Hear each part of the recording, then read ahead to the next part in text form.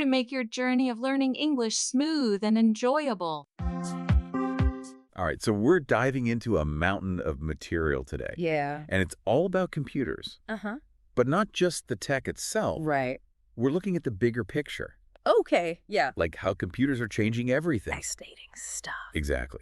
So our mission today is to connect the dots I like it. and really understand how computers are shaping the world From the everyday things. to the things that'll blow your mind. Okay, well, to me, it all boils down to one key idea. What's that? Computers, at their core, are machines. Okay. And these machines, they process and store data. Basic, right. Yeah, but here's the thing. They do it at a speed and scale that humans just can't match. So it's not just about being faster. No, not at all. It's about doing things in a completely different way. Exactly. That's why computers are so powerful. They're not just gadgets. Right? They're changing the game across every field. That's the big picture. So let's start with something familiar. Okay. Education. You know, the sources we have, they talk about computers making learning more interactive. I've seen that. But it's more than just flashy graphics. Yeah. You know, there's real evidence that it works. Like what? Well, one study found that students using computer-based math programs, Uh-huh. they improved their problem-solving skills by 20% Oh, compared to traditional methods. 20%? That's huge. It is. It's all about personalization, I think. Okay. Adapting to different learning styles. Yeah. Providing feedback in a way that teachers just can't. So imagine a world where every student, Yeah. they have a virtual tutor tailored just for them. Exactly. That's the potential of computers in education. Customized learning for everyone. That's the dream. But it's not just classrooms, right? No way. The sources also talk about how computers have transformed communication. Oh, yeah. Like, I was reading about this company. Huh? They used to fly employees all over for meetings. Waste of time and money. Now they do it all online, Video conferencing. saving a ton of resources. It makes you wonder why they didn't do it sooner. Seriously. Mm. And it's not just businesses. Nope. Families can stay connected across continents. Right. Social movements can organize instantly. It's amazing when you think about it. It's like the world got a whole lot smaller. That's a good way to put it. But let's talk business for a second. Okay. Because the sources really emphasize how vital computers are for companies these days. Oh, absolutely. It's beyond spreadsheets and emails now. Totally. We're talking about entirely new business models. Like what? E-commerce, for example. Right. Reaching customers worldwide without physical stores. Digital marketing, too. Super targeted, super effective. And automation streamlining everything. From inventory to customer service. It's mind-blowing. Honestly, try to imagine any modern business Yeah. functioning without computers. Impossible. But their impact goes beyond profits, too. Oh, for sure. The sources really highlight their role in healthcare. And we're not just talking about keeping records. No. It's about actually saving lives. How so? Imagine computers analyzing medical images Right. to detect diseases at the earliest stages. Early detection is key. Exactly. Or tailoring treatments based on your genes. Personalized medicine. And think about telemedicine. Reaching people in remote areas. That's about improving health for everyone. Powerful stuff. And it's not always about serious stuff either. Of course not. Let's be real. Computers have changed how we entertain ourselves. Time. Remember VCRs and limited TV channels? The dark ages. Now we have streaming services with endless choices, It's a different world. movies, shows, music, all at our fingertips. And it's not just about watching anymore. True. Computers have empowered us to be creators. Okay. Anyone can edit videos, make music, design graphics. With the right software and hardware, The barriers are so much lower now. it's like having a studio right on your desktop. Exactly. All right. And this creative power extends beyond entertainment, too. Absolutely. Computers are accelerating scientific discovery at an insane pace. Okay, I'm intrigued. They're analyzing huge data sets, like in genomics and astronomy, Wow. simulating complex things like climate change, That's incredible. designing experiments virtually, saving time and money. So, from mapping the human genome Yeah, to searching for aliens. it's all happening thanks to computers. Can't argue with that. Yeah. And while we're on the topic of pushing boundaries, Uh-huh. the sources also talk about banking and finance. Oh, yeah. Remember balancing checkbooks by hand? Feels like ancient history. Now we have instant transactions online, Personalized financial tools. sophisticated algorithms for investments. Computers brought speed, efficiency, and accessibility to finance. It's a revolution.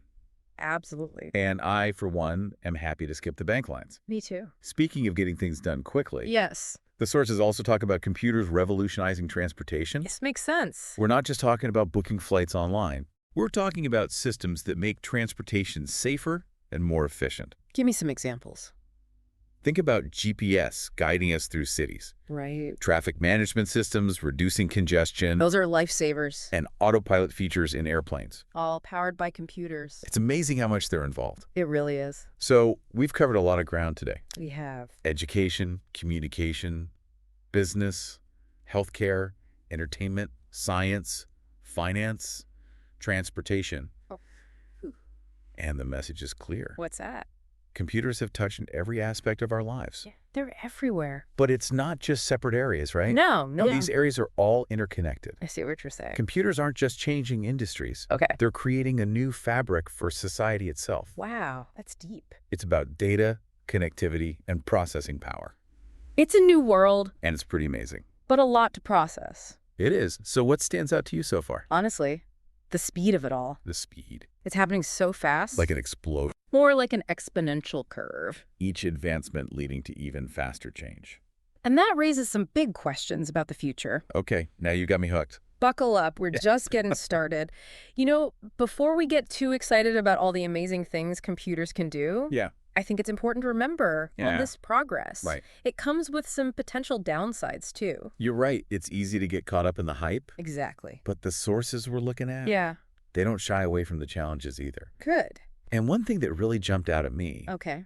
was this concern about over-reliance on technology. Oh, yeah, that's a big one. Like, are we becoming too dependent on computers? Hmm. And maybe even losing some of our own abilities in the process? That's a valid question. I mean, think about navigation. Okay. Before GPS, Right.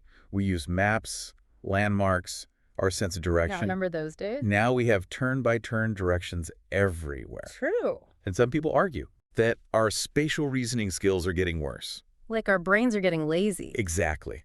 But isn't that kind of the point, though? What do you mean? To free up our mental space for other things. Well, that's the argument, yeah. So is it good or bad? It's about balance, I think. Yeah. We need to use computers to our advantage Yeah. without becoming totally dependent on them.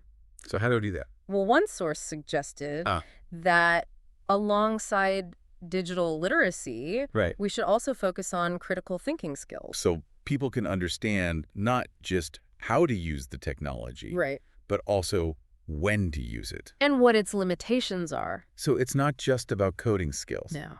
It's about being smart about technology. Exactly. Like a savvy consumer, but for the digital world.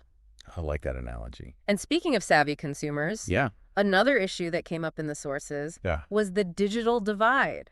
The what? The digital divide. Okay. Not everyone has equal access to computers and the internet, Oh, right. That makes sense. and that can create all sorts of inequalities. Like what? Well, think about it. Okay. If you don't have access to technology, Yeah. you're missing out on opportunities in education, Makes sense. job opportunities, healthcare, even social connections. It's like a whole segment of society is being left behind. Exactly. And bridging this divide, it's not easy. So what can we do Well, we need to invest in infrastructure. to get internet access to everyone? Right, especially in underserved communities. Okay. We need to make technology more affordable. And provide digital literacy training.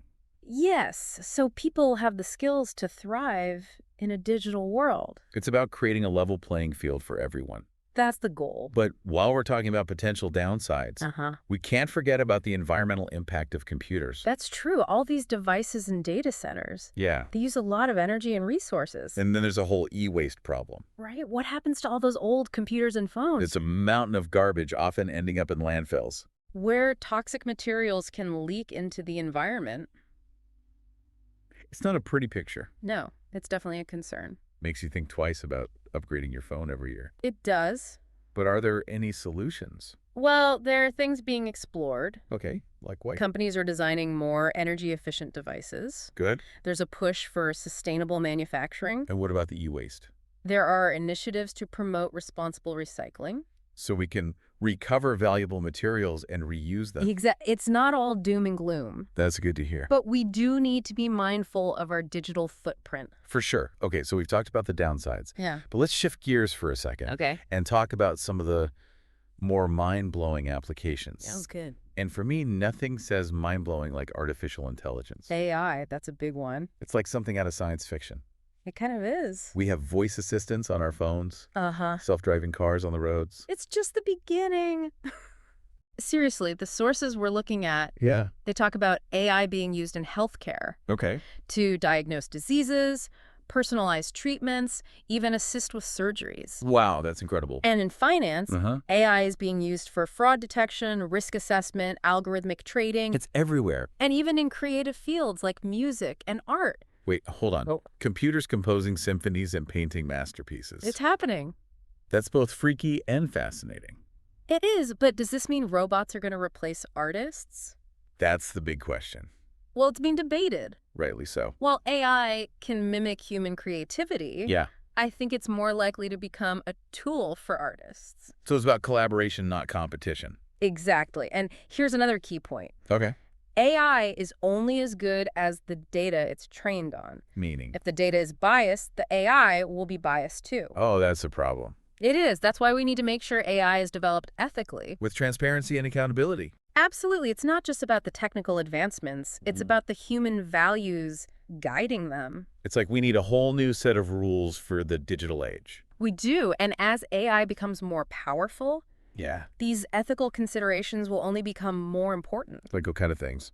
Well, we need to think about algorithmic transparency, Okay. accountability, and the impact of AI on employment. And social structure. That's a lot to think about. It is, but AI is a game changer. For sure. With huge potential and some serious challenges. We need to be prepared. And speaking of game changers, Uh-huh. the sources also mention other emerging technologies. Oh, yeah, like what? Quantum computing and blockchain. Now, those are exciting.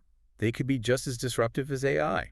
Maybe even more so. So tell me about quantum computing. Well, quantum computers, Yeah. they can perform calculations at unbelievable speeds. Compared to regular computers? It's not even a comparison. Okay, so what does that mean for us? It opens up possibilities in fields like drug discovery, It's interesting. material science, cryptography. So it's like having a super brain that can solve problems instantly, Pretty much. And then there's blockchain. which is It's a decentralized way to store and share data securely. very securely. And what can we use it for? Well, it could revolutionize financial transactions, Okay. supply chain management, voting systems. So many possibilities. It's about creating trust and transparency. Without needing a central authority. Exactly. It's Okay. a powerful concept. It seems like we're just scratching the surface here. We are. The pace of innovation is incredible. It's both exciting and a little overwhelming. I know what you mean. But one thing's for sure, What's that? the impact of computers on our world is only going to grow. Absolutely. We're on the cusp of a new era.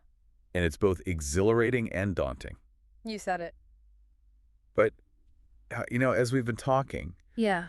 I've been thinking, Yeah. we've been focused on how computers are impacting the world. Uh-huh. But what about the other way around? What do you mean? How is the world impacting computers? Oh, interesting. Like, how do societal trends and cultural values Yeah. influence how technology develops? That's a great question. And it's something the sources touch on, too. They do. You see, we often think of technology as this independent force, Right. Like, it just happens. but in reality, it's shaped by society. So it's a two-way street. Exactly. All right, so we're back, and we were talking about this idea Yeah. that computers are actually shaped by the world they're changing. Right. Like a feedback loop. It's a two-way street. Exactly. And the sources we're looking at, Uh-huh. they really highlight this point. Okay, so give me an example. Well, think about privacy. Privacy. Okay. In the digital age, it's a huge concern. Right, everyone's worried about data security these days. And that worry, that concern, it's Yeah. actually driving the creation of new technologies. Really? Like what? Well, think about encryption tools. Okay. They're getting more sophisticated, more user-friendly. So our data is safer. And then there are decentralized platforms. What are those? They aim to give individuals more control over their data. So you can choose what information is shared. Exactly. These technologies are a direct response to societal concerns about data breaches and surveillance. So we're pushing back against the potential downsides of technology. Yes. And that push is actually shaping the technology itself. It's a fascinating dynamic. It really is. So you think this kind of technological back pressure, will it be a major force in how computers evolve? I think it already is. Yeah. You do? We see it in the growing demand for sustainable technology. Oh, right. People want eco-friendly gadgets. It's more than that. Oh, okay. Consumers are aware of the environmental impact of their devices. And that's pushing companies to change. Exactly. They're developing more energy-efficient computers, Okay. exploring alternative materials, designing for circularity. So it's not just about the latest features anymore. No. It's also about the values embedded in the technology. Consumers are voting with their wallets. They want products that align with their values. Exactly. And it's not just about the environment either. What else? Think about accessibility. Okay. As computers become more essential, Yeah. it's crucial that they're designed for everyone. Regardless of ability. Exactly. We need to make sure everyone can benefit from technology. It's about inclusivity. Yeah, that's the goal. But, as I was reading through these sources, Yeah. one idea really stuck with me. Okay, what's that? This notion that computers are becoming extensions of ourselves. Wow, that's deep. It is, right? It is, especially as technology becomes more integrated into our lives. I mean, we rely on computers for everything. Communication, information, entertainment, work. Even our sense of identity. It's true. They shape how we think, how we interact, how we see the world. It's like the line between human and machine is blurring. In a way, it is. We craft our online personas, Right. rely on algorithms for our news. We even use wearables to track our health. It's like we're merging with the digital world. It's a profound shift. So is this good, bad, or just inevitable? I honestly think it's too early to say. You do. Like any powerful tool, computers have potential for both good and bad. So how do we navigate this new world? The key is awareness, Okay. critical thinking, and a commitment to using technology for good. So we need to be thoughtful about our relationship with computers. Absolutely. They're not just machines, they're extensions of ourselves. Well said. So as we wrap up this deep dive, Yeah. what's your biggest takeaway? If I had to sum it all up, Uh-huh. it would be this. Computers are more than just machines. Right. They're reflections of our values, amplifiers of our capabilities, and shapers of our understanding of the world. That's a powerful statement. And as technology advances even faster, Yeah. we need to have these conversations about the role we want computers to play in our lives and in society, It's about making conscious choices. shaping the future we want. Absolutely. Well, we've covered a lot of ground today. We have. From the basic functions of computers to their mind-blowing potential and the challenges they present. It's been quite a journey. It has. And we hope this deep dive has given you some new perspectives Some food for thought. and maybe even some inspiration to keep exploring this ever-evolving world of computers. It's a fascinating world out there. It is. So until next time, keep learning Keep questioning. and keep shaping the digital world we want to live in.